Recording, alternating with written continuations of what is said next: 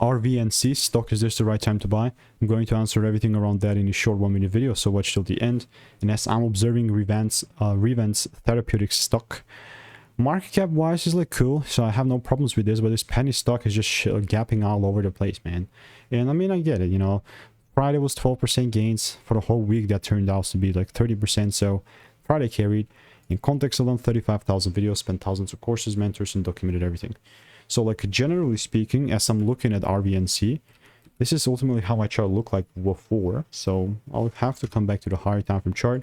It's like such a gappy market, but like we just gapped up, you know, here. And it's not something that I'm willing to trade. Like it's obviously untradeable. I don't know how the way that you're trading, but even like me right now, it's only really going to be something bullish if it starts breaking about 416. Other than that, I mean, I can genuinely see like the basics, like it's a bearish range. Obviously, it's not financial advice. It's only going to be something that I'll trade if I see my rules snap, but I really doubt that this thing is actually going to happen here. So I will continue to keep you updated. If you want to make more money trading in a simple and lean way, click the first link in the description. It's a free newsletter. Goodbye.